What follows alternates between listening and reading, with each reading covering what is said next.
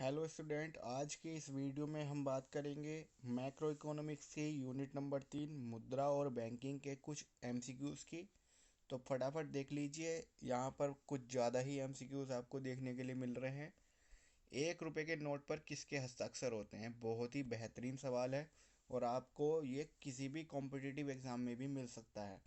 तो 1 रुपये के नोट पर जो है वित्त सचिव के साइन होते हैं भाई। इसका ऑप्शन नंबर ए बिल्कुल सही है। ठीक है, इसके बाद हम बात कर रहे हैं आपका क्वेश्चन नंबर 2। निम्नलिखित में से कौन रिजर्व बैंक ऑफ इंडिया का कार्य नहीं है? भाई, रिजर्व बैंक ऑफ इंडिया आप जानते ही हैं, भारत का केंद्रीय बैंक होता है और इसके क्या क्या कार्य हैं, जैसे अंतिम ऋणदाता, साख का नियंत्रण, नोटों का निर्गमन और साख सृजन करना। तो इसका जो चौथा नंबर का क्वेश्चन ऑप्शन है साख सृजन करना, वो इसका काम नहीं है। ये साख को नियंत्रित करता है, यानी क्रेडिट को कंट्रोल करता है। आगे चल रहा हूँ, क्वेश्चन नंबर 3 देखिए फटाफट। व्यावसायिक बैंकों का मुख्य कार्य क्या होता है? व्यावसायिक बैंक यानी कि कॉमर्शियल बैंक, जो कॉमर्शियल बैंक होते हैं उनका जो मुख्य कार्य होता है मुद्रा का निर्गमन, बिल्कुल नहीं होता है, क्योंकि मुद्रा का निर्गमन भारत का केंद्रीय बैंक करता है, ये व्यावसायिक बैंक नहीं करते हैं। ठीक, इसके बाद साख का सृजन करना, मुद्रा पूर्ति का नियंत्रण करना या विमुद्रीकरण। विमुद्रीकरण का मतलब होता है डीमोनेटाइजेशन, जैसे अभी पीछे आपका 500 और 1000 के नोट का डीमोनेटाइजेशन हुआ था, उसी प्रकार। तो भाई, व्यावसायिक जो बैंक होते हैं वो साख का सृजन करते हैं। आगे बढ़ता हूँ। आधुनिक अर्थव्यवस्था में मुद्रा की पूर्ति करता है। मुद्रा की पूर्ति पूंजीपति करता है क्या, केंद्रीय बैंक करता है क्या, बहुराष्ट्रीय निगम करती है या सरकार करती है? तो चौथे नंबर का जो आंसर है वो केंद्रीय बैंक होता है जो मुद्रा की पूर्ति करता है। आगे बात कर रहा हूँ 5वें क्वेश्चन की। मुद्रा विकास का सही क्रम क्या है? इन्हें सही क्रम में आपको लगाना है। तो देखिए यहाँ पर वस्तु मुद्रा, पत्र मुद्रा या धातु मुद्रा। तो आपको पता ही है, सबसे पहले धातु मुद्रा आई थी या वस्तु मुद्रा आई थी या पत्र मुद्रा आई थी? बताइए आप, इसमें से कौन सा आपका क्वेश्चन का आंसर सही रहेगा? तो भैया, सबसे पहले आई वस्तु मुद्रा, यानी वस्तु विनिमय चलता था। फिर आई आपकी धातु मुद्रा, फिर आई पत्र मुद्रा और लास्ट में आया साख मुद्रा। आगे बात कर रहे हैं क्वेश्चन नंबर 6 की। फटाफट देखते हैं छठा क्वेश्चन। तो ये आपका छठा क्वेश्चन है कि भारतीय रुपया है वो क्या है? देखिए, भारत का जो रुपया है वो एक प्रमाणिक और सांकेतिक मुद्रा होती है। जो भारत का रुपया है वो हमारे भारत की करेंसी का प्रमाण है, साथ ही साथ वो एक सांकेतिक मुद्रा है। तो इसका ऑप्शन नंबर सी सही है भाई साहब। ठीक है, अ, देखिए, मेरे को आज तक भारत का जो रुपया है प्रमाणिक एवं सांकेतिक मुद्रा ये है इसका आंसर। ठीक, इसके बाद बात कर रहे हैं हम क्वेश्चन नंबर 7 की। साख गुणक होता है, साख यानी जो क्रेडिट है वो किसका गुणक है? 1/CRR। CRR का मतलब करंट रेपो रेट, नकद मतलब कैश, कैश इंटू 1/CRR, नकद इंटू CRR। तो ये बहुत ही इंपॉर्टेंट क्वेश्चन है। 7वां क्वेश्चन, इसका आंसर है ऑप्शन नंबर ए, 1/CRR। ठीक है भाई, आगे बढ़ रहे हैं। भारतीय रिजर्व बैंक की स्थापना कब हुई थी? बहुत ही इंपॉर्टेंट क्वेश्चन है और बहुत बार एग्जाम में पूछा जाता है। 1935, 1933, 1953 या 1944? तो भारतीय रिजर्व बैंक की स्थापना 1935 में हुई थी, 1 अप्रैल 1935। आप ध्यान रखेंगे। चलिए क्वेश्चन आगे बढ़ते हैं। 8वें के बाद 9वां क्वेश्चन। भारतीय रिजर्व बैंक का राष्ट्रीयकरण किया गया। अब ये दोनों क्वेश्चनों में आपको अंतर दिखाई देना चाहिए। स्थापना तो इसकी 1 अप्रैल 1935 को हुई थी, लेकिन भाई इसका जो राष्ट्रीयकरण हुआ था यानी नेशनलाइजेशन हुआ था, इसका कब हुआ था? 1948, 1949, 1950 या 1951? यदि यहाँ पर 1935 आपको दे दिया जाता ऑप्शन में, तो मुझे लगता था कि बहुत सारे जो क्वेश्चन में स्टूडेंट जो है इस क्वेश्चन को गलत कर देते। लेकिन आपको ध्यान रखना है, रिजर्व बैंक की स्थापना अलग है और रिजर्व बैंक का राष्ट्रीयकरण अलग है। तो इसका आंसर है ऑप्शन नंबर बी, 1949, 1949 में इसका राष्ट्रीयकरण किया गया था। भाई, आगे बात कर रहा हूँ 10वें क्वेश्चन की।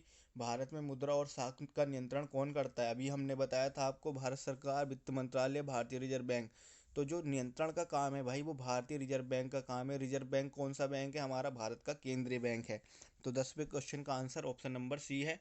11वां क्वेश्चन देखते हैं भैया कि मौद्रिक अधिकार, जो मॉनेटरी राइट्स हैं अथवा सरकार द्वारा जारी मुद्रा जो होती है जिसे लेने से कोई इनकार नहीं कर सकता, क्या कहलाती है वो? मुद्रा गुणक, संकुचित मुद्रा, विधिग्राह्य या अवैध मुद्रा? विधिग्राह्य नहीं, एक्सेप्टेंस बाय ऑल, जिसको आप समझते हैं कि हर किसी को उसको स्वीकार करना होता है। तो ऑप्शन नंबर 11 जो क्वेश्चन नंबर 11 है उसका ऑप्शन नंबर सी बिल्कुल ठीक है भैया। आगे बढ़ रहा हूँ, और क्वेश्चन नंबर 12, केंद्रीय बैंक की नीति कहलाती है राजकोषीय नीति, मौद्रिक नीति, विदेशी विनिमय नीति या अंतर्राष्ट्रीय व्यापार नीति। तो आपका ऑप्शन नंबर बी मौद्रिक नीति बिल्कुल सही इसका आंसर होगा। चलिए 13वां क्वेश्चन देखते हैं फटाफट। क्वेश्चन है, केंद्रीय बैंक के हस्तक्षेप के बिना बाजार में मांग व पूर्ति की शक्तियों द्वारा निर्धारित विनिमय दर क्या होती है? तीव्र विनिमय दर, स्थिर विनिमय दर, प्रबंधित विनिमय दर या इनमें से कोई नहीं। तो क्वेश्चन नंबर 13 का जो आंसर है तीव्र विनिमय दर। 14वां क्वेश्चन है, करेंसी नोटों को निर्गमित करने का एकमात्र अधिकार निम्नलिखित में से किस संस्था को है? ध्यान रखना भाई, जो नोट को निर्गमन करने का अधिकार है वो भारत के केवल एकमात्र बैंक रिजर्व बैंक को है और किसी बैंक को नहीं है। ऑप्शन नंबर डी इसका बिल्कुल सही होगा। क्वेश्चन नंबर 15 पे आ जाएं।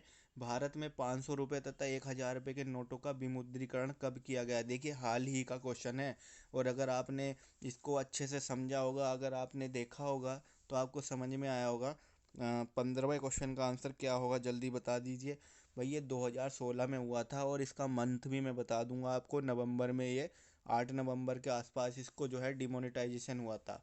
बात करता हूँ आगे, भारत में 100 रुपये के नोट का निर्गमन कौन करता है? भाई बिल्कुल सही बात है, भारत में 100 रुपये का नोट यानी 1 रुपये से ज़्यादा के जो नोट होते हैं सब भारतीय रिजर्व बैंक करता है, इसमें कोई भी संदेह वाली बात नहीं है। 17वां क्वेश्चन है, निम्नलिखित में से कब हमारे देश में विमुद्रीकरण की नीति अपनाई गई थी?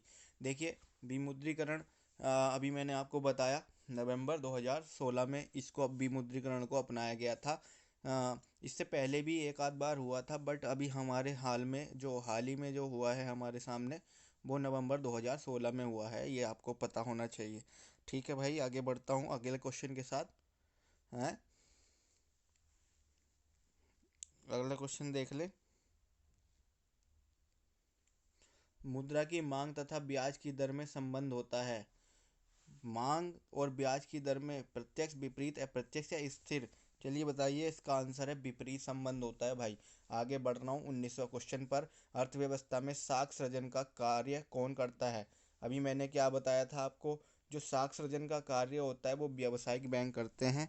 ठीक है भाई, आगे बढ़ रहा हूँ फटाफट 19वां के बाद 20वें क्वेश्चन पर, कि निम्नलिखित में से असंगत है, असंगत यानी जो जिसका एक दूसरे से सही साथ नहीं है। चाय और कॉफ़ी, चावल और दाल, टायर और ट्यूब, पेन और रिफिल। पेन तथा रिफिल, पेन और रिफिल बिल्कुल सही संगत है, चावल और दाल बिल्कुल सही संगत है, टायर और ट्यूब बिल्कुल सही संबंध है। चाय और दूध कह सकते थे आप, चाय और कॉफ़ी नहीं कहेंगे। ये क्या है, एक दूसरे के कॉम्प्लीमेंट्री हैं, जबकि टायर और ट्यूब एक दूसरे के जो है बिल्कुल एक दूसरे से डायरेक्ट कनेक्शन है इनका। 20वें क्वेश्चन का ए ऑप्शन सही है। दो पक्षों के बीच होने वाली वस्तुओं और सेवाओं की अदल बदल की प्रक्रिया को क्या कहा जाता है?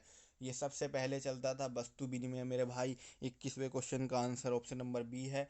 इसके बाद है मुद्रा वह धुरी है जिसके चारों ओर अर्थविज्ञान चक्कर लगाता है। ये तो भाई बचपन से याद होना चाहिए आपको। पीगू का, मार्शल का, कीन्स का या होम का? तो बहुत ही आसान इसका जवाब है, ये मार्शल का कथन है।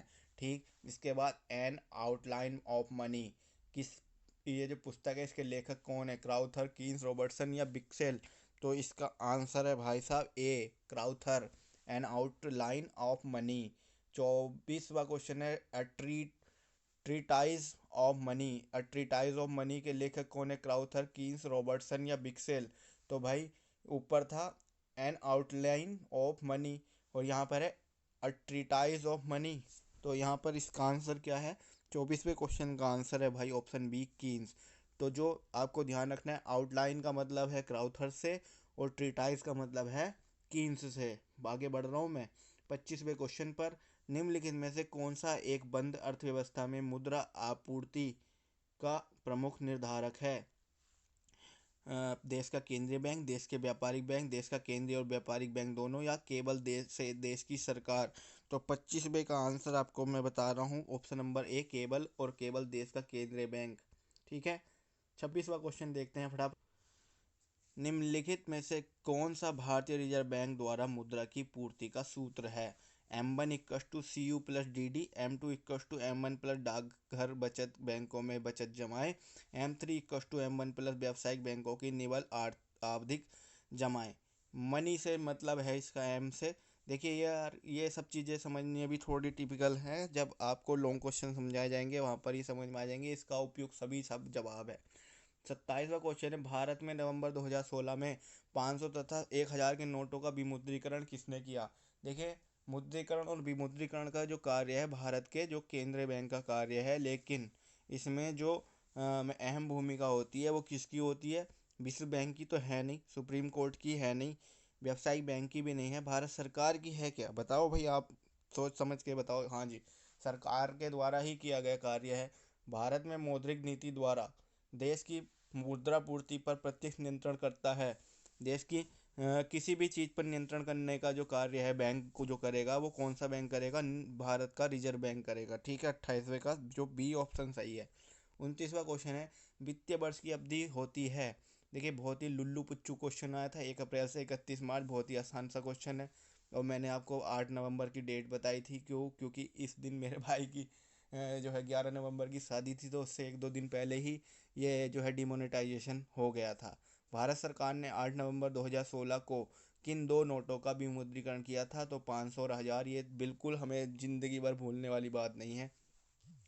मुद्रास्फीति को रोकने का को हेतु बैंक दर को बढ़ाया जाता है, घटाया जाता है, स्थिर रखा जाता है? बताइए भाई, 31वें क्वेश्चन का आंसर इनमें से ये बताइए, 31वें क्वेश्चन का जो आंसर है, बढ़ाया जाता है। देखिए भाई, मैं आपको बता दूं, मनी से रिलेटेड बहुत सारी वीडियोस मैंने अपने चैनल पर बनाई हुई हैं। यदि आप ये सोच रहे हैं कि मैं आपको नई वीडियो बना करके दूं, उससे पहले आप उनको बहुत ही सरल शब्दों में देख पाएंगे। वहाँ पर रिजर्व बैंक के कार्य, केंद्रीय बैंक के रूप में रिजर्व बैंक हमारे लिए क्या कार्य करता है, और मनी से रिलेटेड मेरे द्वारा बहुत सारी वीडियोस आपको इसी चैनल पर मिल जाएंगी। आपको मैं इतना करूँगा कि इसी वीडियो के डिस्क्रिप्शन बॉक्स में मैं सारी वीडियो के लिंक में डाल दूँगा। आप उनको 1 बाय 1 करके देखना। और जितने भी व्यूवर्स हमारे 10-5 जो भी व्यूवर्स हमारे अभी हमारे से करंटली जुड़े हुए हैं, तो मैं आपसे विनम्र निवेदन करूँगा कि एक बार उन सभी वीडियो को आप देखिए। आपकी तैयारी में बहुत ही ज़्यादा हेल्प उन वीडियो से आपको मिल जाएगी। और मैं आपसे वादा कर रहा हूँ कि आपके लिए जो इम्पोर्टेंट क्वेश्चन की सीरीज़ होगी या फिर कुछ भी जो भी हर संभव प्रयास होगा मैं आपके लिए करूँगा। आप देखिए 32वां क्वेश्चन, पुस्तक the general theory of employment, interest and money के लेखक कौन हैं? AC Pigou, JM Keynes, JB से, या अल्फ्रेड मार्शल? तो 32वें का जो आंसर है भाई आपका, वो है JM कीन्स। किसने कहा था? मुद्रा वह है जो मुद्रा का कार्य करती है। बहुत ही बढ़िया परिभाषा दी गई थी कि मुद्रा वह है, money is that what money does. 33 question का जो आंसर है आपका, वो है ऑप्शन नंबर सी, बाकर ने। भारत के केंद्रीय बैंक का नाम बहुत ही आराम से आपको पता है, रिजर्व बैंक ऑफ इंडिया। 35वां क्वेश्चन है आपका, वर्तमान में भारत में कितने राष्ट्रीयकृत बैंक हैं? देखिए, जब भारत में राष्ट्रीयकृत बैंक हुए थे तो 16 जुलाई 1969 को ये लगभग 14 बैंकों का राष्ट्रीयकरण हुआ था। इसके बाद ये बढ़ते रहे, घटते रहे। अब आकर के जो 35वें क्वेश्चन का जो आंसर है, अभी वर्तमान में 12 राष्ट्रीयकृत बैंक हैं। 36वां क्वेश्चन जो है आपका, देखिए फटाफट, मुद्रास्फीति को नियंत्रित करने हेतु बैंक दर, अभी मैंने पीछे भी अभी इस क्वेश्चन को समझाया है, बैंक दर जो है क्या की जाती है? बढ़ाई जाती है। रिजर्व बैंक ऑफ इंडिया का मुख्यालय कहाँ है? तो मुंबई में है इसका कार्यालय। भारत के वित्त मंत्री कौन है? तो ये यदि वर्तमान की बात चल रही है तो आपको पता है, वित्त मंत्री यानी कि फाइनेंस मिनिस्टर होते हैं। और फाइनेंस मिनिस्टर बजट वगैरह भी प्रस्तुत करते हैं। तो हाल ही में अगर आप टीवी वगैरह पर कनेक्ट रहे हो तो आपको पता होगा कि बजट किसने प्रस्तुत किया था? निर्मला सीतारमन ने। तो ये हमारा 38वां क्वेश्चन है जिसका आंसर निर्मला सीतारमण था। तो मुझे उम्मीद है कि ये 38 क्वेश्चन आपको बहुत ही अच्छे लगेंगे, बहुत ही आसान से आपको समझ में आ जाएंगे। उम्मीद करता हूँ ये वीडियो आपको पसंद आएगी। और इस वीडियो के डिस्क्रिप्शन बॉक्स में सभी मुद्रा से रिलेटेड सभी वीडियोस के लिंक मैं आपको शेयर कर रहा हूँ। और मैं उम्मीद करूँगा कि वो सारी वीडियोस आप ज़रूर देखेंगे। बिल्कुल, देखने के बाद आप सभी वीडियो में अपना कमेंट करना और बताना कि आपको वीडियो कैसी लगी। थैंक यू सो मच, बने रहिए हमारे चैनल के साथ, देखते रहे कॉमर्स की दुनिया।